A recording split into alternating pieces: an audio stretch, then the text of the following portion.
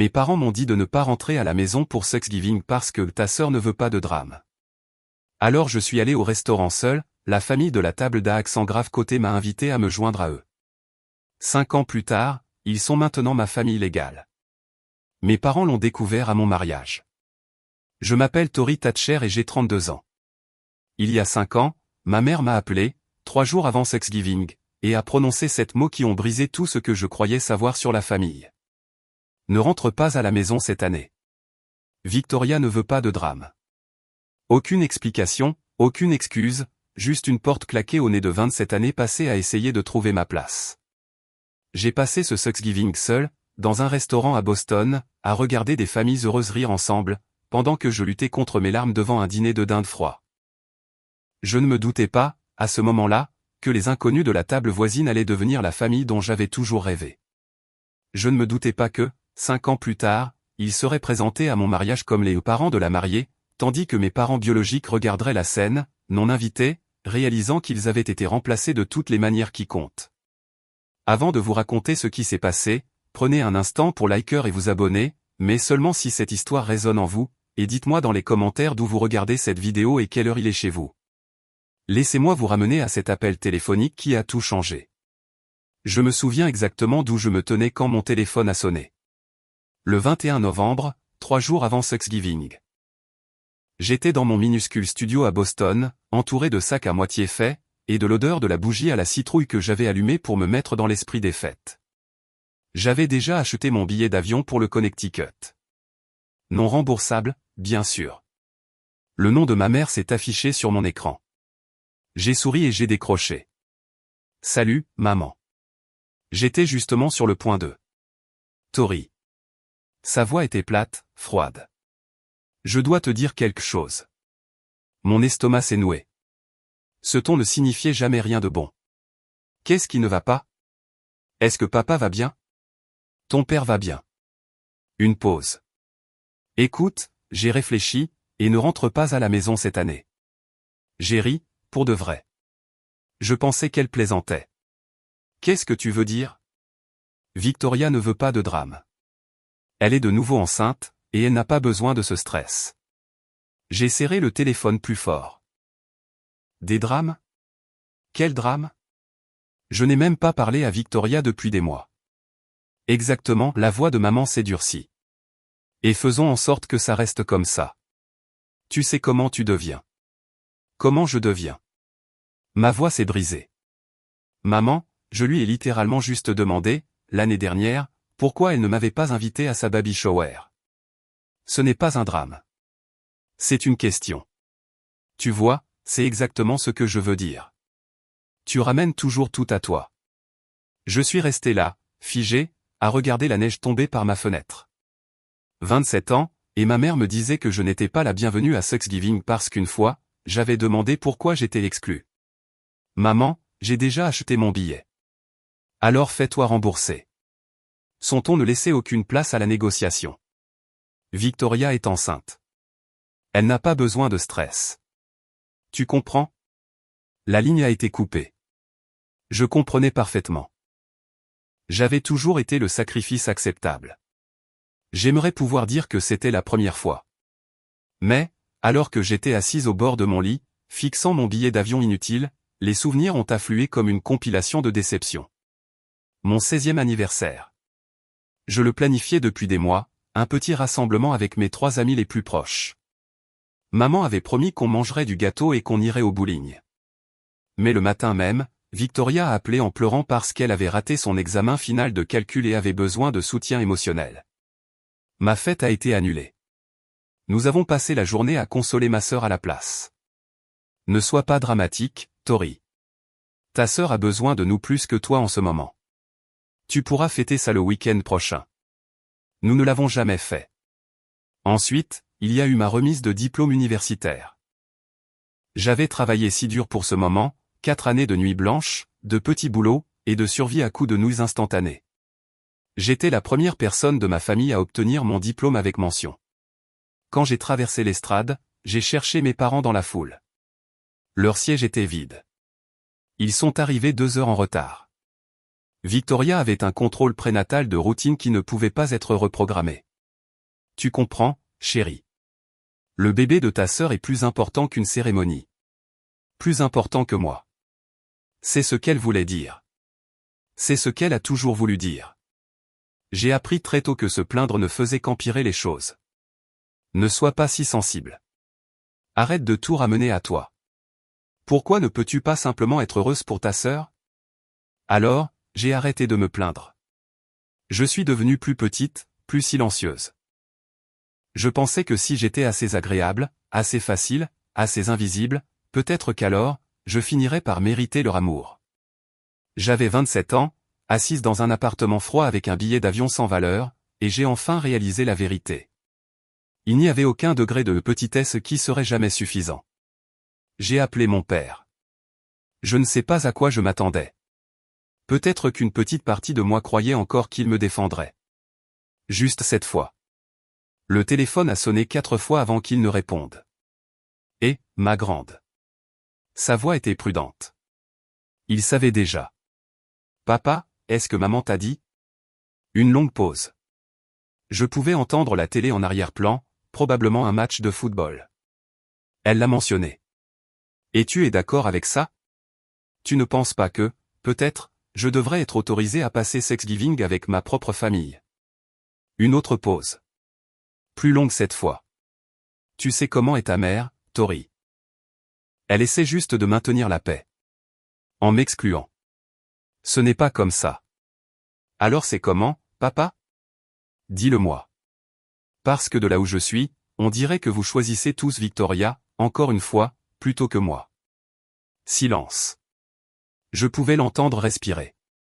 Je pouvais presque le voir assis dans son fauteuil inclinable, se frottant le front, comme il le faisait toujours quand il voulait disparaître d'une conversation. Papa, est-ce que tu veux que je sois là? 5 secondes passèrent.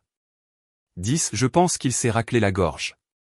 Je pense qu'il vaut mieux que tu écoutes ta mère cette année. Quelque chose en moi s'est tu. Pas de tristesse, pas de colère, juste du vide.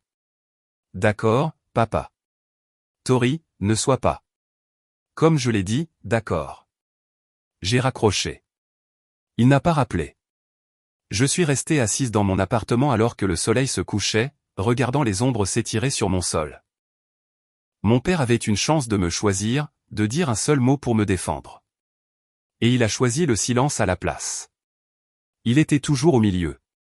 J'ai réalisé qu'il choisissait simplement toujours de se tenir de leur côté. Mais alors que l'obscurité s'installait, quelque chose d'autre s'est installé aussi. Une décision silencieuse. Si je n'étais pas la bienvenue à leur table, je ferais mon propre Thanksgiving. Le jour de Thanksgiving est arrivé, gris et froid. Je me suis réveillé dans mon studio au son de la famille de mes voisins qui arrivaient. Des pas au-dessus de ma tête, des enfants qui riaient, la chaleur étouffée de voix que je ne pouvais pas distinguer. L'odeur de quelque chose de délicieux flottait à travers les conduits d'aération. Quelqu'un préparait la farce. J'ai fait du café instantané et je me suis assise près de la fenêtre, regardant la neige tomber sur la rue vide en contrebas. Mon téléphone est resté silencieux toute la matinée. Pas d'appel, pas de texto, pas même un joyeux Thanksgiving de la part de qui que ce soit dans ma famille. Vers midi, j'ai fait l'erreur d'ouvrir Instagram. Victoria avait posté une photo. Toute la famille autour de la table à manger, maman, papa, Victoria, son mari Brad, leur fils de 2 ans dans un petit pull à dinde. Tout le monde souriait. La légende disait, si reconnaissante pour ma famille. Ce sont les personnes qui comptent le plus. J'ai zoomé sur la photo, compté les couverts. 4 adultes, un tout petit, 5 chaises. Il n'y avait même pas une chaise vide là où j'aurais dû être. Il ne m'avait pas simplement exclu. Il m'avait effacé, comme si je n'avais jamais existé. J'ai fermé l'application, fixé le plafond. J'ai pensé à commander à manger et à passer la journée au lit. C'est ce que je méritais, non? Un triste repas seul dans mon appartement sombre, à m'apitoyer sur mon sort. C'est ce que la fille dramatique obtient. Mais quelque chose en moi a refusé. Non, je n'allais pas rester assise là et les laisser gagner. Je n'allais pas laisser leur rejet me transformer en exactement ce qu'ils m'accusaient d'être, un gâchis triste, amer et dramatique. J'ai attrapé mon manteau. Si je devais manger le dîner de Thanksgiving seul, j'allais le faire quelque part avec de la vraie nourriture, avec de la lumière, avec de la vie. Je devais juste trouver un restaurant qui était encore ouvert. Le Harborview Grill était l'une de ces vieilles institutions de Boston, bois sombre, luminaire en laiton, le genre d'endroit qui avait encore des serviettes en tissu, et des bougies sur chaque table. Plus important encore, c'était l'un des rares restaurants de la ville qui restait ouvert à Thanksgiving. Quand j'ai poussé la porte, la chaleur m'a frappé comme une vague. L'odeur de la dinde rôtie et du pain frais, le doux tintement des verres, et partout, absolument partout, des familles. Des couples avec des grands-parents, des parents avec des enfants, des groupes d'amis qui riaient comme s'ils se connaissaient depuis toujours. Le restaurant bourdonnait du son des gens qui avaient leur place quelque part. L'hôtesse m'a regardé avec une pitié à peine dissimulée. Juste une personne ce soir? Juste une. Elle m'a conduite vers une minuscule table pour deux dans un coin, coincée entre la porte de la cuisine et une grande famille, qui occupait 3 tables collées ensemble. J'aurais pu toucher leur chaise si j'avais tendu la main. Votre serveur sera avec vous tout de suite. Je me suis assise, j'ai ouvert le menu, j'ai essayé d'avoir l'air de faire comme si c'était un choix. La famille à côté de moi célébrait joyeusement. Un couple plus âgé en bout de table, probablement vers la fin de la soixantaine, un homme d'âge moyen avec sa femme et 2 enfants, et un homme plus jeune, d'environ 30 ans, qui n'arrêtait pas de faire rire tout le monde. 3 générations, facile. Ils se passaient les plats sans demander. Ils s'interrompaient de la manière dont seules les personnes qui s'aiment vraiment peuvent le faire. Je les ai regardés du coin de l'œil et j'ai senti quelque chose se fissurer dans ma poitrine. C'est à ça que la famille est censée ressembler. Le serveur est arrivé avec une corbeille de pain et un sourire crispé. Le spécial Thanksgiving, s'il vous plaît. J'allais traverser ce dîner. J'allais aller bien. Je n'allais pas bien. Ma dinde est arrivée. Peau dorée, sauce au canneberge, une boule parfaite de purée de pommes de terre. On aurait dit une photo de magazine. Je ne pouvais rien goûter. Je suis resté là à pousser la nourriture dans mon assiette, essayant de ne pas regarder la famille à côté de moi, essayant de ne pas penser à ma propre famille réunie autour de sa table dans le Connecticut, riant et se passant la sauce, sans une seule pensée pour la fille qu'ils avaient rejetée. Et soudain, j'ai compris quelque chose que j'évitais depuis 27 ans. Ce n'était pas à propos de Thanksgiving. Ce n'était pas à propos de la grossesse de Victoria ou du besoin de paix de maman. C'était à propos d'un schéma si profond qu'il avait façonné toute ma vie. J'avais passé 27 ans à essayer de gagner une place à leur table, me pliant en des formes de plus en plus petites, avalant ma douleur, m'excusant d'avoir des sentiments, restant silencieuse quand j'aurais dû parler, parlant seulement pour qu'on me dise que j'étais trop. Et qu'est-ce que cela m'avait apporté? Une table dans un coin, un repas seul, une photo Instagram sans chaise vide. Si je continuais comme ça, si je continuais à essayer d'être assez petite, assez silencieuse, assez agréable, que me resterait-il? À un moment donné, il n'y aurait plus rien à rétrécir. Les larmes sont venues avant que je ne puisse les arrêter. J'ai tourné mon visage vers la fenêtre, espérant que personne ne remarquerait. J'ai attrapé ma serviette et l'ai pressée contre mes yeux, essayant d'être invisible, essayant de disparaître comme je le faisais toujours. Chérie. Je me suis figé. Une voix de femme, chaleureuse, inquiète. Est-ce que ça va? J'ai levé les yeux. La femme plus âgée de la famille à côté de moi se tenait près de ma table. Cheveux argentés, yeux bienveillants, un visage qui semblait avoir passé une vie entière à écouter réellement les gens. Elle me regardait comme si je comptais. Je vais bien, dis-je automatiquement. Juste des allergies. La femme a haussé un sourcil, sans juger, juste en sachant. Les allergies ne font généralement pas pleurer les gens dans leurs serviettes à Thanksgiving. J'ai laissé échapper un son qui était moitié rire, moitié sanglot. C'est si évident que ça? Seulement pour quelqu'un qui fait attention. Elle avait une voix douce, mais il y avait de l'acier en dessous. Le genre de femme qui avait vu des choses. Je suis Eleanor. Tori. Eh bien, Tori. Elle a jeté un coup d'œil à sa famille, puis à moi. Personne ne devrait manger seul ce jour-là. Pourquoi ne viendriez-vous pas vous joindre à nous? J'ai secoué la tête immédiatement. Oh, non. Je ne pourrais pas. Je ne veux pas m'imposer. Vous ne vous imposez pas. J'invite. Elle a souri. Il y a une différence. J'apprécie vraiment, mais... Mon mari raconte des blagues terribles, a-t-elle continué comme si je n'avais pas parlé, et mon fils Marcus continue d'essayer de lancer des débats politiques. Autant venir souffrir avec nous. De la grande table, l'homme plus âgé, son mari je supposais, m'a fait signe. Elle n'acceptera pas de refus. Croyez-moi, 43 ans et je n'ai jamais gagné une dispute. Le fils cadet, Marcus apparemment, a souri. Il n'a pas tort. J'ai regardé ma dinde froide, ma table vide, ma serviette encore humide de larmes. Puis j'ai regardé Eleanor Morrison, ses yeux chaleureux et sa famille qui avaient, d'une manière ou d'une autre, de la place pour une étrangère. D'accord, me suis-je entendu dire. Si vous êtes sûr. Je suis sûr. Eleanor a posé sa main sur mon épaule. Venez. On vient d'ouvrir une autre bouteille de vin et il y a beaucoup trop de tartes. Je me suis levé sur des jambes tremblantes et je l'ai suivi jusqu'à la table, ne sachant pas que ce moment unique, ce petit acte de gentillesse d'une femme que je n'avais jamais rencontrée, était sur le point de changer toute la trajectoire de ma vie. Ils ont fait de la place pour moi comme si j'avais toujours été là. Quelqu'un a tiré une chaise. Quelqu'un d'autre m'a tendu une assiette. Avant même que je ne puisse m'asseoir, j'avais un verre de vin à la main et un petit pain chaud dans mon assiette. Je suis Richard, a dit l'homme plus âgé, me serrant fermement la main. Voici ma femme, Eleanor, notre fils Daniel, et sa femme Sarah, leurs enfants Emma et Lucas, et notre plus jeune, Marcus. Salut, j'ai fait un petit signe maladroit à la table. Je suis Tori. Merci beaucoup pour. Qu'est-ce que tu fais dans la vie, Tori, a demandé Daniel en me passant la purée de pommes de terre. Je suis graphiste, en freelance principalement. C'est merveilleux, a dit Sarah. Je peux à peine dessiner un bonhomme allumette. Maman, les bonhommes allumettes c'est facile, a dit Emma. Elle avait l'air d'avoir environ 8 ans. Même moi je peux faire ça. Tout le monde a ri. Pas de quelqu'un. Ensemble. C'était un son tellement étranger. Marcus a croisé mon regard de l'autre côté de la table. Il avait à peu près mon âge, peut-être un peu plus vieux, avec des cheveux bruns et un sourire facile. Je te préviens, mon père est sur le point de raconter une blague. Ce n'est pas vrai, a protesté Richard. Si, c'est vrai, a dit Eleanor. Richard a souri. D'accord, c'est bon. Qu'est-ce que la dinde a dit à l'ordinateur?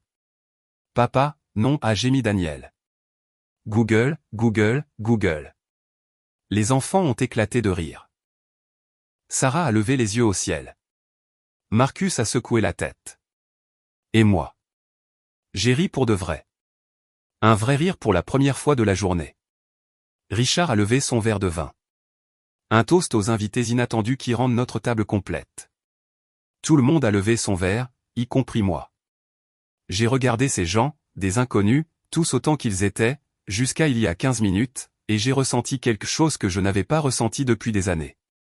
De la chaleur, de l'acceptation, une appartenance. Je ne savais pas que les familles pouvaient ressembler à ça. Après le plat principal, pendant que les enfants couraient explorer le restaurant et que les hommes discutaient football, Eleanor s'est installée sur la chaise à côté de la mienne. « Comment vas-tu » a-t-elle demandé doucement. « Vraiment ?» J'ai regardé mon assiette. « Mieux ?» C'est vraiment gentil. Merci. De rien. Elle a bu une gorgée de son vin. Mais ce n'est pas ce que j'ai demandé. Quelque chose dans sa franchise m'a donné envie d'être honnête. Je vais bien. Je passe juste un Thanksgiving difficile. Veux-tu me dire pourquoi tu es vraiment ici toute seule? J'ai hésité. La vérité semblait trop pathétique pour être dite à voix haute. Ma propre mère m'a dit de ne pas rentrer. Ma sœur pense que je suis un drame. Mon père a choisi le silence plutôt que moi. Mais Eleanor attendait, patiente, sans jugement dans ses yeux. Ma mère m'a appelé il y a 3 jours, ai-je finalement dit. Elle m'a dit de ne pas rentrer pour Thanksgiving. Ma sœur est enceinte et elle ne voulait pas de drame. De drame? C'est comme ça qu'ils appellent ça quand je pose des questions auxquelles ils ne veulent pas répondre. Eleanor a hoché la tête lentement. Je vois. C'est bon, ai-je ajouté rapidement. Je veux dire, ce n'est pas bon, mais... Ce n'est pas bon. La voix d'Eleanor était douce, mais ferme. Puis-je te dire quelque chose que j'ai appris en 30 ans en tant qu'avocate en droit de la famille? J'ai cligné des yeux. Vous êtes avocate? En droit de la famille. Retraitée, a-t-elle souri. J'ai vu tous les types de dysfonctionnements familiaux que tu peux imaginer. Et j'ai appris que les gens qui t'accusent de causer des drames sont généralement ceux qui les créent. Ils ont juste besoin de quelqu'un à blâmer. Les mots m'ont frappé comme une force physique. Tu n'es pas le problème, Tori. Eleanor a posé sa main sur la mienne. Tu ne l'as jamais été. Je ne pouvais pas parler. Je pouvais à peine respirer. C'étaient les mots que j'avais eu besoin d'entendre toute ma vie. Et, je veux faire une pause ici une seconde. Si vous regardez ceci et qu'on vous a déjà reproché de causer des drames juste parce que vous demandiez à être traité équitablement, je vous vois. Je veux savoir, avez-vous déjà été le bouc émissaire dans votre famille? Tapez votre réponse dans les commentaires. Et si cette histoire vous touche de près, s'il vous plaît appuyez sur ce bouton j'aime pour que plus de gens puissent la trouver. Maintenant, laissez-moi vous raconter ce qui s'est passé ensuite. La soirée s'est terminée lentement, comme le font les bons dîners. La tarte a été servie. Le café a été versé. Les enfants se sont endormis sur les genoux de Sarah, épuisés d'avoir couru en rond dans le restaurant. Quand l'addition est arrivée, j'ai cherché mon portefeuille, mais Richard m'a fait signe de laisser tomber. S'il te plaît, a-t-il dit, c'est pour nous. Je ne peux pas vous laisser faire. Tu peux et tu vas le faire. Il a souri. Considère ça comme une tradition de Thanksgiving. Nous offrons toujours le dîner aux nouveaux amis. Alors que nous rassemblions nos manteaux et nous préparions à partir, Eleanor a pressé quelque chose dans ma main. Une petite carte, couleur crème avec un texte noir élégant. J'ai regardé. Eleanor Morrison, JD, droit de la famille, retraité. En dessous, un numéro de téléphone et une adresse à Brookline. Si jamais tu as besoin de parler, a-t-elle dit, appelle-moi. Je suis sérieuse. Merci. Richard est apparu à côté de nous, enfilant son manteau. Dîner du dimanche toutes les semaines chez nous. Tu es la bienvenue n'importe quand. J'ai secoué la tête. C'est si gentil, mais je ne pourrais pas. Elle pourrait, a dit Marcus, rejoignant le groupe. Et elle devrait. Maman ne dit jamais des choses qu'elle ne pense pas, crois-moi. Eleanor a serré ma main. La famille, ce n'est pas le sang, Tori. C'est le fait d'être présent. Je suis resté là, dans le hall du restaurant, tenant la carte de visite d'une femme que j'avais rencontrée 3 heures plus tôt, recevant une invitation ouverte d'une famille sur laquelle je n'avais aucun droit. Dehors, la neige tombait plus fort. À travers la vitrine, je pouvais voir des familles se dépêcher vers leur voiture, des enfants portés sur les épaules, des grands-parents serrant des boîtes de restes de tarte. J'ai regardé les Morrison. Richard aidant Eleanor avec son écharpe. Daniel rassemblant les enfants endormis. Marcus attendant près de la porte avec un regard plein d'espoir. D'accord, ai-je dit. Peut-être que je passerai un de ces jours. Eleanor a souri comme si elle avait su que je dirais oui depuis le début. Je ne savais pas que je venais de rencontrer ma future famille. Je ne suis pas allé au dîner du dimanche la semaine suivante, ni celle d'après. Cela semblait trop étrange, trop audacieux, trop comme si je m'imposais dans la famille de quelqu'un d'autre. Mais Eleanor a appelé, juste pour prendre des nouvelles, a-t-elle dit, juste pour voir comment j'allais. Début décembre, j'ai finalement accepté l'invitation. Ce premier dimanche, je suis resté sur le porche des Morrison à Brookline pendant 5 bonnes minutes avant de trouver le courage de frapper. La maison était exactement comme je l'avais imaginé, une belle victorienne avec un porche panoramique et des lumières à chaque fenêtre. Elle ressemblait au genre d'endroit où de bonnes choses arrivaient. Eleanor a ouvert la porte avant que je puisse changer d'avis. Te voilà. Elle m'a serré dans ses bras comme si c'était la chose la plus naturelle au monde. On t'a gardé une place. C'était le premier de nombreux dimanches. Au cours des 6 mois suivants, je suis devenu une habituée de la table des Morrison. Richard m'a appris à jouer aux échecs, même si je perdais chaque partie. Eleanor m'a montré sa recette secrète de pâte à tarte, celle qu'elle jurait n'avoir jamais écrite. Les enfants de Daniel ont commencé à m'appeler tante Tori sans que personne ne leur dise de le faire. Et Marcus. Marcus et moi sommes devenus amis. De vrais amis, le genre qui s'envoie des pensées aléatoires par texto à 2 heures du matin, qui se disputent à propos de films, et qui s'assoient l'un à côté de l'autre au dîner sans que personne n'ait à l'organiser. Je n'ai pas eu de nouvelles de ma famille biologique une seule fois. Pas un appel, pas un texto, pas même une carte de Noël. Pour la première fois de ma vie, j'ai arrêté de le remarquer, parce que pour la première fois, je ne jouais pas un rôle pour obtenir de l'amour. Je ne me réduisais pas pour rentrer dans les attentes de quelqu'un d'autre. J'étais juste aimé. C'était comme rentrer enfin à la maison.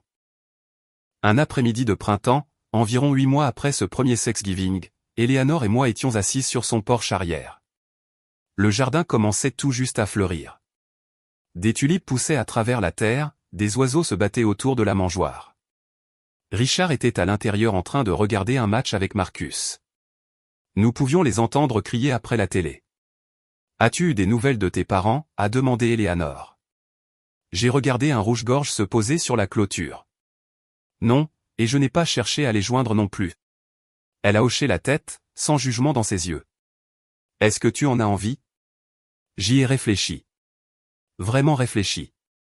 Parfois, ai-je admis, au milieu de la nuit surtout, je pense à appeler ma mère et à essayer d'expliquer, mais ensuite je me souviens qu'il n'y a rien à expliquer. Elle sait ce qu'elle a fait. Elle ne pense simplement pas que c'était mal. C'est une chose difficile à accepter. Ça l'est. J'ai resserré mon gilet. Je continue d'attendre de me sentir coupable. Tout le monde dit qu'on devrait pardonner à sa famille quoi qu'il arrive. Que le sang est plus épais que l'eau et tout ça. Vous savez, je n'ai jamais cru à ça. Eleanor a bu une gorgée de son thé. Dans ma carrière, j'ai aidé beaucoup de gens à trouver une reconnaissance légale pour les familles qu'ils ont construites, pas celles dans lesquelles ils sont nés. Je me suis tourné pour la regarder. Qu'est-ce que vous voulez dire? Elle a souri, douce et complice. Juste que la loi reconnaît ce que le cœur sait déjà. Que la famille peut être créée, pas seulement héritée. Il existe des moyens de rendre ces liens officiels si une personne le souhaite. Je ne comprenais pas tout à fait à quoi elle faisait allusion. Pas encore. Quelque chose à quoi réfléchir, a dit Eleanor. Quand tu seras prête. Elle a tapoté ma main et a changé de sujet pour parler de ses plants de tomates. Mais ces mots sont restés avec moi. Ils allaient prendre racine lentement et fleurir exactement au bon moment. C'est arrivé si naturellement que je ne l'ai presque pas remarqué. 2 ans après ce premier Thanksgiving, Marcus et moi n'étions plus seulement des amis. Nous étions quelque chose de plus, quelque chose qui avait grandi si progressivement que, lorsque nous l'avons finalement reconnu, cela ressemblait moins à un commencement qu'à la reconnaissance de ce qui avait toujours été là. Il m'a invité à dîner au Harborview Grill, le même restaurant où nous nous étions rencontrés. C'est comme si la boucle était bouclée, ai-je dit en glissant sur la banquette. C'est le but. Marcus était nerveux. Je pouvais le voir à la façon dont il n'arrêtait pas d'ajuster sa serviette. Je voulais te ramener là où tout a commencé. Où quoi a commencé? Il a tendu la main à travers la table et a pris la mienne. Tori, j'essaie de trouver comment dire ça depuis des mois. Il a pris une inspiration. Je veux passer le reste de ma vie à te choisir chaque jour. Mon cœur s'est arrêté. Marcus, je sais que ta famille t'a blessé. Je sais que tu as peur que les gens qui sont censés t'aimer te laissent tomber. Ses yeux étaient fixés sur les miens. Mais je ne vais nulle part. Je ne suis jamais parti. Il a sorti une petite boîte en velours. Tori Thatcher. Veux-tu m'épouser? Je ne pouvais pas parler. Je ne pouvais pas respirer. J'ai regardé cet homme qui avait été mon ami d'abord, mon confident ensuite, mon roc à travers 2 années de guérison, et j'ai vu mon avenir. Oui, ai-je chuchoté. Oui. Il a glissé la bague à mon doigt. Le restaurant a éclaté en applaudissements. J'avais été tellement concentré sur Marcus que je n'avais même pas remarqué les autres convives qui regardaient. Et puis je les ai vus dans le box du coin. Richard et Eleanor, le champagne déjà versé, nous regardant avec un sourire radieux, comme s'ils avaient su depuis le début. Maman n'a pas pu résister, Harry Marcus. J'allais officiellement devenir une Morrison. La planification du mariage a commencé immédiatement. Choix du lieu, traiteur, dégustation, consultation florale. C'était accablant et excitant, et tout ce dont je ne m'étais jamais permis de rêver. Mais une question m'empêchait de dormir la nuit. Les invitations de mariage nécessiteraient une ligne pour les parents de la mariée. Et je n'avais aucune idée de quoi écrire là. Robert et Linda Thatcher. Ils ne m'avaient pas parlé depuis plus de 2 ans. N'avaient pas appelé pour mon anniversaire. N'avaient reconnu mon existence d'aucune façon. Je ne pouvais pas mettre leur nom sur mon invitation de mariage. Ils n'avaient pas mérité cet honneur. Je faisais les 100 pas dans le salon des Morrison un soir quand Eleanor m'a trouvé. Qu'est-ce qui te tracasse, chérie? Je lui ai parlé de l'invitation, de cette ligne impossible que je ne savais pas comment remplir. Eleanor s'est assise et a tapoté le coussin à côté d'elle.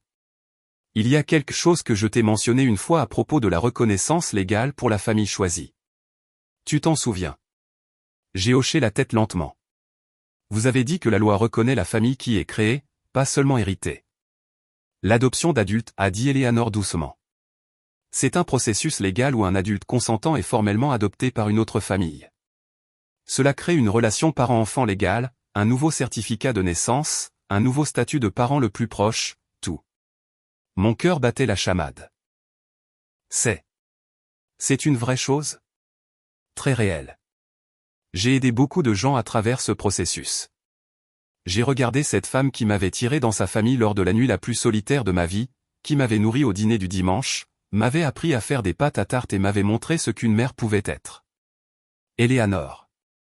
Ma voix s'est brisée. Est-ce que toi et Richard envisageriez? Elle m'a tiré dans ses bras avant que je puisse finir la phrase. Nous te considérons comme notre fille depuis le premier Thanksgiving, a-t-elle chuchoté. Nous attendions juste que tu sois prête. Le processus d'adoption a pris plusieurs mois, paperasse, comparution au tribunal, dépôts légaux. Mais avec Eleanor me guidant à travers chaque étape, cela ressemblait moins à de la bureaucratie et plus à une cérémonie. Quand le juge a signé l'ordonnance finale, je suis légalement devenu Tori Morrison. J'avais un nouveau certificat de naissance, de nouveaux parents légaux, une nouvelle famille sur papier et dans mon cœur. Le mariage a été fixé pour le mois de juin suivant. Nous avons envoyé les invitations avec la ligne sur laquelle j'avais tant agonisé, maintenant fièrement imprimée, parents de la mariée, Richard et Eleanor Morrison. J'aurais dû savoir que la famille Thatcher finirait par le découvrir. 3 mois avant le mariage, mon téléphone a vibré avec un texto de Victoria. Le premier message d'elle depuis près de 3 ans. Tu savais que Tori se marie? J'ai fixé l'écran. Puis j'ai bloqué le numéro. Une semaine plus tard, ma mère a appelé 5 fois en une journée. J'ai laissé chaque appel aller sur la messagerie vocale. Finalement, un texto. Pourquoi tu ne nous l'as pas dit? Nous sommes ta famille. Rappelle-moi immédiatement. Je l'ai lu 2 fois, puis je l'ai supprimé. 3 ans de silence. 3 ans à prétendre que je n'existais pas. Et maintenant, soudainement, ils se souvenaient qu'ils avaient une autre fille. Je n'étais pas en colère. J'avais dépassé la colère il y a longtemps. J'étais juste fatigué. Marcus m'a trouvé en train de fixer mon téléphone ce soir-là. Tout va bien? Ma famille biologique a découvert pour le mariage. Ah. Il s'est assis à côté de moi. Qu'est-ce que tu veux faire? Rien. J'ai rangé le téléphone. Je ne leur dois rien. Pas une explication, pas une invitation, rien. Il a hoché la tête et m'a serré contre lui. Quoi que tu décides, je te soutiens. Mais nous savions tous les deux que ce n'était pas fini. Les Thatcher n'étaient pas le genre de famille à accepter d'être ignorés. La question était, qu'allait-il faire à ce sujet? Elle s'est présentée à mon appartement un mardi après-midi. Je travaillais à domicile, passant en revue des épreuves de conception à ma table de cuisine, quand la sonnette a retenti. J'ai ouvert sans vérifier le Judas, une erreur que je ne referai plus. Tori. Ma mère se tenait dans mon couloir. Elle semblait plus vieille que dans mes souvenirs, plus grise, plus fatiguée, mais ses yeux avaient la même expression déçue que j'avais passé mon enfance à essayer d'effacer. Maman. Le mot semblait étranger dans ma bouche. Qu'est-ce que tu fais ici? Qu'est-ce que je fais ici? Elle m'a bousculé pour entrer dans l'appartement sans y être invitée. Qu'est-ce que tu fais? Te marier sans le dire à ta propre mère? Nous ne nous sommes pas parlé depuis 3 ans. Et c'est la faute de qui? J'ai fermé la porte lentement, compté jusqu'à 5. La tienne? C'était ta faute. Tu m'as dit de ne pas rentrer à la maison. Ne pas. C'était un seul Thanksgiving. Tu ne peux pas être encore fâché pour ça. Je ne suis pas fâché. J'ai gardé ma voix calme. J'ai tourné la page. Le regard de Linda a balayé mon salon, atterrissant sur les photos sur mon étagère. Moi et Marcus à la plage. Moi et Eleanor faisant de la tarte. Toute la famille Morrison à Noël. Moi, juste au centre. Qui sont ces gens? Ma famille. Son visage s'est tordu. Je suis ta famille. Tu l'étais. J'ai soutenu son regard. Tu as choisi de ne pas l'être. Rappelle-toi, Victoria ne voulait pas de drame. C'était il y a des années. Et pendant ces années, tu n'as pas appelé une seule fois, jamais vérifié si j'étais vivante, jamais reconnu mon existence. Je me sentais étrangement calme. Alors, non, maman. Tu n'as pas le droit de débarquer maintenant et d'agir comme si tu avais un droit sur moi. Je veux une invitation au mariage. Non. Sa mâchoire est tombée. Pardon? Tu m'as entendu. J'ai marché vers la porte et je l'ai ouverte. Tu n'as pas le droit de m'effacer, et d'exiger ensuite une place à ma table. Le jour du mariage s'est levé, doré et parfait. Juin dans la Napa Valley, un vignoble avec des collines ondoyantes et des rangées infinies de vignes. Nous avions choisi une cérémonie en plein air avec une réception dans une belle grange en pierre, tout décoré de roses blanches et de verdure. Dans la suite nuptiale, je me tenais devant un miroir en pied pendant qu'Eleanor ajustait mon voile. « Tu es magnifique », a-t-elle dit doucement. « Absolument magnifique. » J'ai regardé mon reflet. La femme qui me regardait était plus calme, plus forte que la fille qui s'était assise seule dans un restaurant il y a 5 ans. Cette fille ne croyait pas qu'elle méritait d'être aimée. Cette femme savait que si. Sur la coiffeuse à côté de moi se trouvait une copie du programme de mariage. Je l'ai ramassée, lisant la ligne que je n'avais jamais pensé être capable d'écrire. Parents de la mariée, Richard et Eleanor Morrison. En dessous, en plus petit texte, la famille qui l'a choisie. Eleanor m'a remarqué en train de regarder. Es-tu nerveuse à l'idée d'épouser Marcus? Non. J'ai reposé le programme. À propos de ce qui pourrait arriver. Un peu. J'avais engagé la sécurité pour le mariage. Une précaution discrète. Après la visite de maman à mon appartement, je savais qu'il y avait une chance qu'elle tente quelque chose. Eleanor a mis ses mains sur mes épaules. Quoi qu'il arrive aujourd'hui, tu as une famille qui t'a choisi. Nous te choisirons toujours. N'oublie jamais ça. Je les serrai fort. Je t'aime, maman. C'était la première fois que je l'appelais comme ça. Le mot est sorti naturellement, comme s'il avait toujours attendu. Les yeux d'Eleanor ont brillé. Je t'aime aussi, chérie. Ma fille. Par la fenêtre, je pouvais voir les invités arriver. Marcus était déjà à l'hôtel, l'air nerveux et beau dans son costume gris. C'était l'heure. Quoi qu'il arrive ensuite, j'étais prête. La cérémonie a été tout ce dont j'avais rêvé.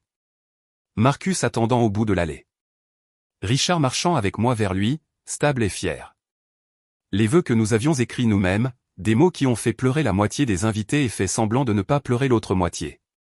Quand Marcus a glissé la bague à mon doigt et que l'officiant nous a prononcé mari et femme, j'ai senti quelque chose se mettre en place, comme la dernière pièce d'un puzzle que j'avais essayé de résoudre toute ma vie.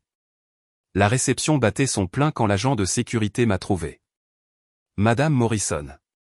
Il est apparu à mon coude, discret et professionnel. Il y a 2 personnes à l'entrée. Ils prétendent être vos parents. Je m'y étais attendu. Une partie de moi l'avait attendu toute la journée. Marcus est apparu à mes côtés. Qu'est-ce qui se passe? Mes parents biologiques sont là. Son expression s'est durcie. Je vais m'en occuper. Non. J'ai pris sa main. C'est mon moment. Je vais m'en occuper. J'ai considéré mes options. J'aurais pu les faire expulser. J'aurais pu faire semblant qu'ils n'étaient pas là. J'aurais pu éviter la confrontation entièrement. Mais quelque chose en moi a dit, non. Laissez-les voir. Laissez-les voir ce qu'ils ont perdu. Laissez-les voir la famille qui a pris le relais quand ils se sont éloignés. Laissez-les être témoins de la vie que j'ai construite sans eux. Laissez-les entrer, ai-je dit aux gardes. Mais ne les asseyez pas avec la famille. Mettez-les au fond. Tu es sûr, a demandé Marcus. Je suis sûr. Le garde a hoché la tête et a disparu. Quelques minutes plus tard, je les ai vus. Linda et Robert Thatcher se tenant avec incertitude au bord de la réception, regardant les plus de 100 personnes qui célébraient le mariage de leur fille. Leur fille, à qui ils n'avaient pas parlé depuis 3 ans. Le maître de cérémonie était sur le point de faire son annonce. Timing parfait. Ok, c'est le moment. Avant la grande révélation, j'ai une question pour vous. Si vous étiez à ma place, auriez-vous laissé vos parents biologiques entrer à votre mariage? Tapez oui ou non dans les commentaires. Je veux savoir ce que vous auriez fait. Et si vous mourrez d'envie de voir ce qui se passe ensuite, assurez-vous d'être abonné avec les notifications activées. Maintenant, laissez-moi vous raconter le moment où tout a changé. Le MC s'est avancé vers le micro. La musique s'est adoucie. Mesdames et messieurs, si je pouvais avoir votre attention, s'il vous plaît. La salle s'est tue. Les invités se sont tournés vers l'avant. Les coupes de champagne se sont arrêtées à mi-chemin des lèvres. Avant de continuer la célébration, j'aimerais présenter des personnes très spéciales. J'ai observé mes parents biologiques de l'autre côté de la salle. Linda tendait le cou pour essayer de voir. Robert se tenait derrière elle, les mains dans les poches, l'air mal à l'aise. Il n'avait aucune idée de ce qui arrivait. Veuillez vous joindre à moi pour accueillir les parents de la mariée. Linda s'est redressée. Je pouvais la voir se préparer à reconnaître l'introduction, à accepter la reconnaissance qu'elle croyait être légitimement la sienne. Richard et Eleanor Morrison. La salle a éclaté en applaudissements. Richard et Eleanor se sont levés de la table d'honneur, rayonnant, saluant les invités. Les gens ont applaudi. Quelqu'un a sifflé. Le photographe a pris des photos. Et de l'autre côté de la salle, le visage de ma mère est devenu blanc. J'ai regardé cela se produire au ralenti, la confusion, l'incrédulité. Le moment où elle a réalisé ce que ces mots signifiaient, Richard et Eleanor Morrison, la famille qui a choisi Tori et que Tori a choisi en retour. Linda a attrapé le bras de Robert. Qu'est-ce qu'il vient de dire? Robert semblait stupéfait, sans voix. Autour d'eux, les invités applaudissaient et souriaient, complètement inconscients que le couple plus âgé au fond avait le moindre lien avec la mariée. Pour tous les autres à ce mariage, Richard et Eleanor Morrison étaient simplement ce qu'ils semblaient être, mes parents. La bouche de Linda s'est ouverte et fermée. Aucun son n'en est sorti. Elle a regardé le couple heureux acceptant les félicitations, puis moi, debout avec mon mari, et la vérité s'est finalement abattue sur elle comme une vague froide. Elle avait été remplacée complètement, officiellement, légalement, et tout le monde dans cette pièce le savait sauf elle. Linda a fendu la foule avant que je puisse l'arrêter. Elle m'a rejointe juste au moment où les applaudissements s'éteignaient. Son visage était rouge, ses yeux sauvages. Robert traînait derrière elle, ayant l'air de vouloir disparaître. Qu'est-ce qui se passe? La voix de Linda était un murmure dur. Qui sont ces gens? J'ai gardé ma voix calme, stable. Mes parents légaux. J'ai été adopté il y a 2 ans. Tu as quoi? Elle a carrément reculé d'un pas. Tu ne peux pas juste nous remplacer. Je ne vous ai pas remplacé. Je l'ai regardé droit dans les yeux. Vous m'avez abandonné en premier. Nous ne t'avons jamais abandonné. Vous m'avez dit de ne pas rentrer à la maison. Vous avez choisi Victoria. À chaque fois, pendant 27 ans. Les invités les plus proches de nous avaient remarqué la confrontation. Les conversations mouraient. Les têtes se tournaient. Ce n'est pas juste, a commencé Linda. Juste? J'ai senti Marcus bouger à mes côtés. Une présence solide et rassurante. Tu veux parler de justice? Je n'ai pas élevé la voix. Je n'en avais pas besoin. La vérité était assez forte toute seule. J'ai passé 27 ans à essayer de gagner une place dans votre famille.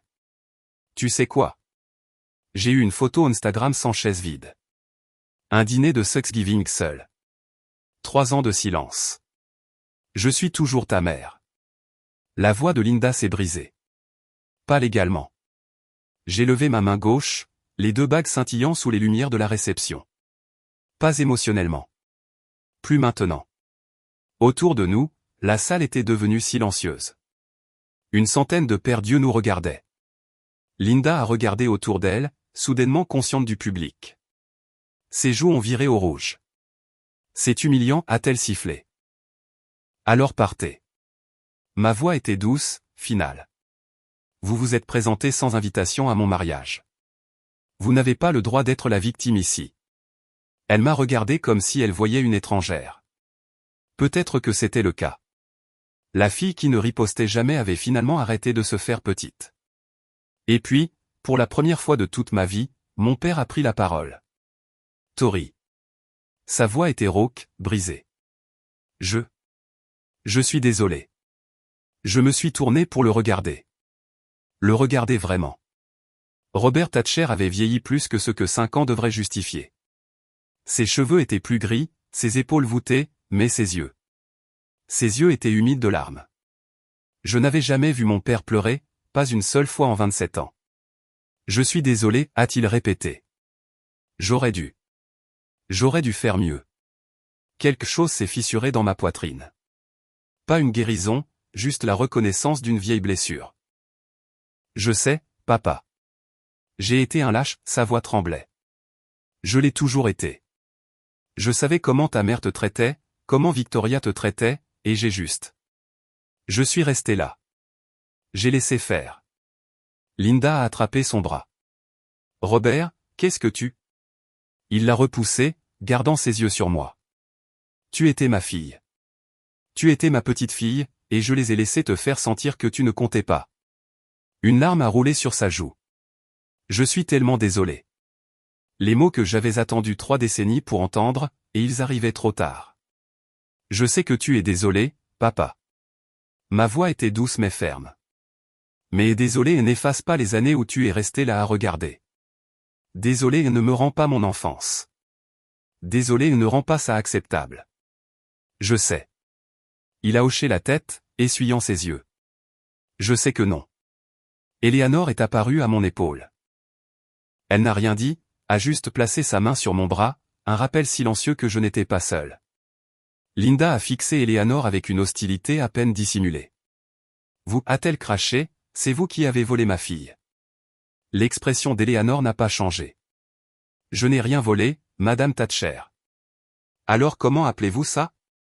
Richard Morrison s'est avancé, se positionnant à côté de sa femme. Richard Morrison n'était pas un homme de confrontation. Pendant les années où je l'avais connu, je ne l'avais jamais entendu élever la voix une seule fois. Mais quand il a parlé maintenant, il y avait un acier dans son ton qui a réduit tout le monde au silence. Je pense qu'il est temps pour vous de partir. La mâchoire de Linda est tombée. Qui êtes-vous pour nous dire? Je suis son père. La voix de Richard a porté à travers la réception silencieuse. Légalement, et de toutes les manières qui comptent. Vous avez volé notre fille. Richard a secoué la tête, calme, certain. Non, madame. Nous n'avons rien volé. Vous l'avez donné. Nous avons juste ramassé ce que vous avez jeté. Linda a tressailli comme si elle avait été giflée. Il y a 5 ans, a continué Richard, cette jeune femme était assise seule dans un restaurant à Thanksgiving parce que sa propre famille lui avait dit qu'elle n'était pas la bienvenue. Ma femme l'a invitée à notre table. Nous l'avons nourrie. Nous lui avons parlé. Nous l'avons traité comme un être humain. Il s'est approché de Linda, sa voix baissant. Savez-vous ce qu'elle nous a dit ce soir-là? Elle a dit qu'elle ne se souvenait pas de la dernière fois où elle avait eu l'impression de compter pour quelqu'un. 27 ans. Et elle ne pouvait pas se souvenir d'avoir jamais senti qu'elle était désirée par sa propre famille. Linda a ouvert la bouche. Aucun son n'en est sorti. Nous n'avons pas volé votre fille. Nous lui avons juste montré à quoi la famille est censée ressembler. Le reste était son choix. Il s'est tourné pour faire face à la foule rassemblée. Maintenant, c'est le jour du mariage de ma fille, le plus beau jour de sa vie, et je ne laisserai personne le gâcher. Il a fait un signe de tête aux agents de sécurité qui se tenaient discrètement à proximité. Veuillez escorter ces personnes dehors. Alors que les gardes approchaient, Richard a mis son bras autour de moi. Tori est une Morrison maintenant, a-t-il dit doucement. Et les Morrison protègent les leurs. C'est à ça que ressemble la voix d'un père. Avant que les agents de sécurité ne puissent les emmener, j'ai levé la main. Attendez. Tout le monde s'est figé. Linda m'a regardé avec quelque chose comme de l'espoir dans les yeux. Peut-être qu'elle pensait que j'avais des doutes. Peut-être qu'elle pensait que je céderais. J'ai marché vers mes parents biologiques, me suis arrêté à une longueur de bras. Maman, papa. Les mots semblaient encore étranges dans ma bouche lorsqu'ils leur étaient adressés. J'ai besoin que vous compreniez quelque chose. Le menton de Linda s'est levé. Quoi? Je ne vous déteste pas. Quoi qu'elle se soit attendue à ce que je dise, ce n'était pas ça. Je ne vous déteste pas, ai-je répété. J'ai fait la paix avec qui vous êtes. Vous n'êtes pas des méchants. Vous êtes juste des gens qui ne pouvaient pas m'aimer de la façon dont j'avais besoin d'être aimé. Des gens qui ont choisi le confort plutôt que l'équité. Des gens qui ont laissé une fille devenir invisible pour que l'autre puisse briller. Robert pleurait à nouveau. Le visage de Linda était un masque. Mais j'ai aussi fait la paix avec qui je suis. Je me suis tenue plus droite. Et qui je suis, c'est quelqu'un qui mérite d'être choisi. Pas comme une roue de secours, pas comme une pensée après coup. Choisi en premier. Je les ai regardés tous les deux. Les parents que j'avais passé mon enfance à essayer de satisfaire. La famille pour laquelle je m'étais rétréci pour m'y intégrer. Vous ne m'avez pas choisi. Eux, si. J'ai fait un geste vers les Morrison. Et je l'ai choisi. La salle était silencieuse. Une centaine d'invités regardaient ce moment et pas un seul d'entre eux ne bougeait. Linda a ouvert la bouche pour parler. Je ne l'ai pas laissé faire. Je ne vous efface pas de mon histoire. Je ne vous donne simplement plus de siège à ma table. Et ce n'est pas une vengeance. C'est juste la conséquence naturelle de vos choix. J'ai fait un signe de tête à la sécurité. Au revoir, maman. Papa. Alors qu'ils étaient escortés dehors, les invités du mariage ont commencé à applaudir. Pas pour le drame, mais pour moi. Le reste du mariage a été tout ce que j'avais espéré. Nous avons dansé, nous avons ri, nous avons coupé le gâteau pendant que tout le monde acclamait. Marcus m'a fait tournoyer sur la piste de danse jusqu'à ce que je sois étourdi de joie. Pendant ces quelques heures, je me suis laissé aller à oublier la confrontation et à être simplement heureuse. Mais le lendemain matin, mon téléphone a commencé à exploser. Des textos de cousins dont je n'avais pas eu de nouvelles depuis des années. Des messages de tantes et d'oncles que je connaissais à peine. La famille Thatcher élargie avait entendu parler de ce qui s'était passé au mariage, et ils avaient des opinions. Comment as-tu pu faire ça à ta mère? La famille c'est la famille, quoi qu'il arrive. Tu as brisé le cœur de ton père. Je les ai supprimés sans répondre. Mais ensuite est venu un texto de quelqu'un d'inattendu. Ma tante Patricia, la jeune sœur de mon père. Tori, j'ai entendu ce qui s'est passé. Je veux que tu saches. Je suis fier de toi. J'ai fixé l'écran. J'ai toujours su que Linda et Victoria te traitaient mal. J'ai essayé de dire quelque chose une fois et ta mère a arrêté de me parler pendant 1 an, mais tu méritais mieux. Tu as toujours mérité mieux. Mes yeux me brûlaient. J'ai tapé en réponse, merci. Ça signifie plus que tu ne le sais. Sur Facebook, Linda a posté un long statut dramatique sur les enfants ingrats et les familles modernes qui ne comprennent pas la loyauté. Je n'ai pas répondu. Je n'en avais pas besoin. Ce soir-là, j'ai bloqué tous les numéros de téléphone et comptes de réseaux sociaux liés à la famille Thatcher. Pas par colère, par paix. Marcus m'a trouvé sur le balcon de notre suite de lune de miel. Tu vas bien? J'ai regardé le vignoble s'étendant, doré, au coucher du soleil. Ouais. Je me suis appuyé contre lui. Vraiment. Pour la première fois de ma vie, je ne portais pas le poids de gens qui ne voulaient pas me porter. J'étais enfin libre. 2 semaines après le mariage, une lettre manuscrite est arrivée à notre nouvelle adresse. L'adresse de l'expéditeur indiquait Victoria Thatcher Collins. L'écriture de ma sœur, pleine de boucles, parfaite, exactement comme je m'en souvenais sur les cartes d'anniversaire qui ressemblaient toujours plus à des obligations qu'à de l'affection. J'ai failli la jeter sans l'ouvrir, mais quelque chose m'a fait m'asseoir à la table de la cuisine et la lire. Cher Tori, je ne sais pas si tu liras ceci. Honnêtement, je ne t'en voudrais pas si tu ne le faisais pas, mais je devais essayer. Maman m'a raconté ce qui s'est passé à ton mariage. Elle est dévastée. Papa n'est plus le même depuis qu'il est rentré. Je pense que te voir à quel point tu es heureuse sans nous, a brisé quelque chose en lui. Je sais que nous n'avons pas toujours eu la meilleure relation, mais tu dois comprendre, maman et papa essayaient juste de maintenir la paix. Je n'ai jamais voulu que tu te sentes exclu. Tu as toujours rendu les choses si difficiles, toujours à poser des questions et à remuer de vieilles blessures. C'était épuisant. J'espère qu'un jour tu comprendras que la famille, c'est compliqué. Peut-être que quand tu auras tes propres enfants, tu verras pourquoi maman a fait les choix qu'elle a fait. Je ne demande pas d'excuses. Je voulais juste que tu saches que nous t'aimons toujours, même si tu as décidé que nous ne sommes plus assez bien pour toi. Ta sœur, Victoria. Je l'ai lu 2 fois. Puis je l'ai pliée soigneusement et l'ai mise dans un tiroir. Marcus est rentré à la maison et m'a trouvé à la table de la cuisine. C'est quoi? Une lettre de Victoria? Qu'est-ce qu'elle a dit? Rien de nouveau. Je me suis levé et j'ai commencé à préparer le dîner. Elle ne comprend toujours pas. Elle ne comprendra jamais. Est-ce que ça t'ennuie?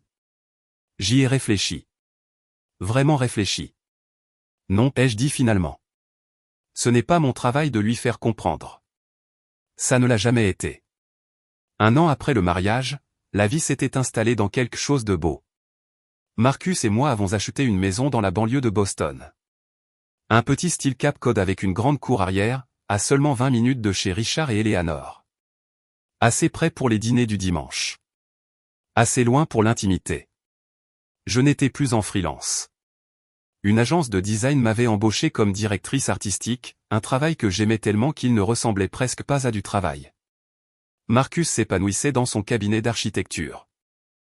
Nous construisions une vie ensemble, littéralement et figurativement, et j'étais enceinte. Eleanor a pleuré quand nous le lui avons dit. Richard a essayé de ne pas pleurer et a échoué. Les enfants de Daniel se disputaient déjà pour savoir qui serait le cousin préféré du bébé.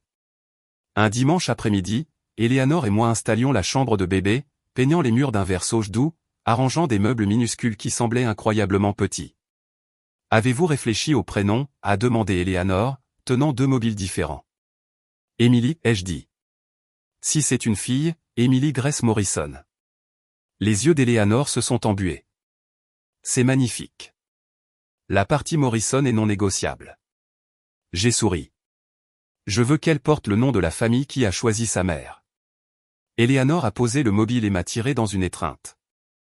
Tu sais, a-t-elle dit, quand je t'ai vue assise seule dans ce restaurant, je n'avais aucune idée que nous finirions ici. J'ai juste vu quelqu'un qui avait besoin de gentillesse.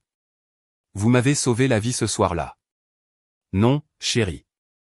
Elle s'est reculée, tenant mes épaules. Tu t'es sauvé toi-même. Nous t'avons juste montré que c'était possible. J'ai regardé autour de la chambre de bébé, le berceau que nous avions choisi ensemble, le fauteuil à bascule que Richard avait construit à la main, la vie que j'avais créée avec des gens qui m'aimaient inconditionnellement. J'avais enfin tout ce que j'avais toujours voulu. J'étais à la maison. 5 ans jour pour jour après m'être assise seule au Harborview Grill, je me suis assise en bout d'une table très différente. La maison des Morrison était un chaos, le meilleur genre de chaos. Emily, maintenant âgée de 6 mois, passait de bras en bras comme un minuscule trésor baveux. Les enfants de Daniel jouaient à un jeu de cartes compliqué dans le coin.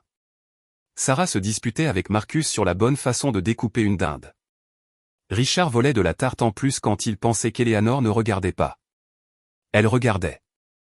Bon, tout le monde. Eleanor a frappé dans ses mains. Avant de manger, nous avons besoin d'un toast. Elle a levé son verre et m'a regardé. Tori, ferais-tu les honneurs? Je me suis levé, Emily dans mes bras, et j'ai regardé autour de la table la famille que j'avais trouvée, la famille qui m'avait trouvé. Il y a 5 ans ce soir, ai-je dit, j'étais assise seule dans un restaurant, me demandant si j'aurais un jour ma place quelque part. Je pensais que j'étais inaimable. Je pensais qu'il y avait quelque chose qui clochait chez moi, que j'étais trop difficile, trop dramatique. J'ai fait une pause, sentant la main de Marcus serrer mon genou sous la table. Puis une étrangère nommée Eleanor Morrison est venue à ma table et a dit, personne ne devrait manger seul ce jour-là. Et tout a changé. Richard s'est essuyé les yeux. Eleanor pleurait déjà. Alors voici mon toast. J'ai levé mon verre. À la famille. Pas celle dans laquelle on est, mais celle qu'on construit. Celle qu'on choisit. Celle qui nous choisit en retour. À la famille, a répété tout le monde. Les verres ont teinté. Emily a gargouillé. Richard a finalement eu sa part de tarte supplémentaire. Et j'ai regardé ces gens, mes gens, et j'ai ressenti quelque chose que j'avais passé toute mon enfance à poursuivre. J'avais ma place, complètement, inconditionnellement. Pour la première fois de ma vie, j'étais chez moi. Après le dîner, Marcus et moi nous sommes assis sur le porche arrière avec Emily endormie entre nous dans son porte-bébé.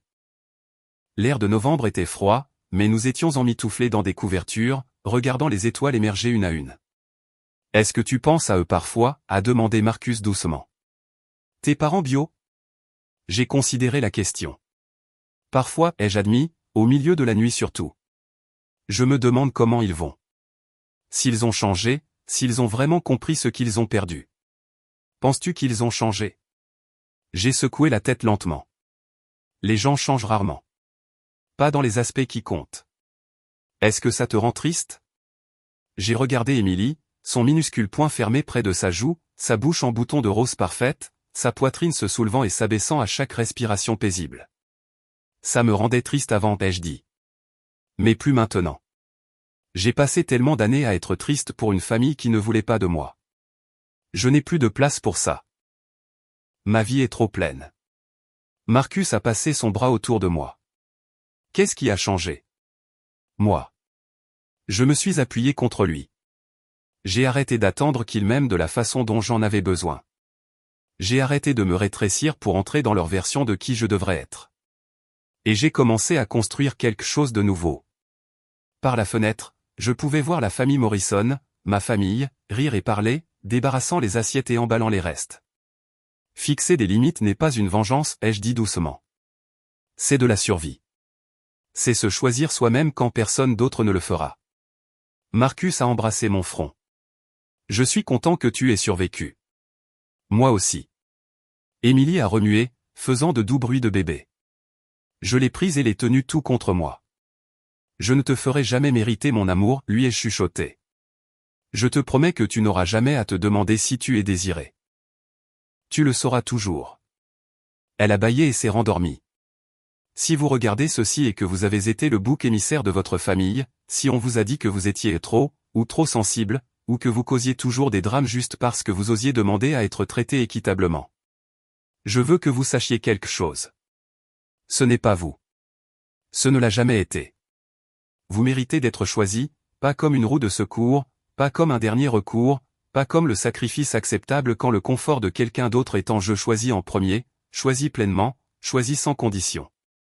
La famille, ce n'est pas le sang. La famille, ce n'est pas l'obligation. La famille, ce ne sont pas les gens qui partagent votre ADN mais vous traitent comme un fardeau. La famille, ce sont les gens qui sont présents, les gens qui vous voient pleurer seul à une table de restaurant et vous invitent à les rejoindre. Les gens qui ouvrent leur dîner du dimanche, leur cœur et leurs documents légaux pour vous faire officiellement, définitivement, indéniablement leur. J'ai passé 27 ans à essayer de gagner l'amour de gens qui n'allaient jamais me le donner. Et ensuite, j'ai passé 5 ans à apprendre à quoi ressemble l'amour en réalité. Pas de la part de la famille dans laquelle je suis né, mais de la part de la famille qui m'a choisi. Si les gens qui sont censés vous aimer ne peuvent pas faire ça, s'ils ont prouvé maintes et maintes fois que vous passerez toujours en dernier, vous avez le droit de construire votre propre famille. Vous avez le droit de partir. Vous avez le droit d'être heureux. Ce n'est pas de la vengeance. Ce n'est pas du drame. C'est juste vivre votre vie sans des gens qui ne méritent pas une place à votre table. J'ai trouvé mes gens, et j'espère de tout mon cœur que vous trouverez les vôtres aussi. Vous le méritez. Merci beaucoup d'avoir été là jusqu'à la toute fin. Si mon histoire vous a touché de quelque manière que ce soit, s'il vous plaît prenez un moment pour liker, vous abonner, et appuyer sur cette cloche de notification. Cela aide vraiment plus de gens à trouver ces histoires. Je veux avoir de vos nouvelles. Avez-vous déjà dû fixer des limites avec votre propre famille? Partagez votre expérience dans les commentaires. Je lis chacun d'entre eux. Et si vous voulez plus d'histoires comme celle-ci, vérifiez la description. J'y ai mis un lien vers certaines de mes préférées. À la prochaine fois, rappelez-vous, vous méritez d'être choisi.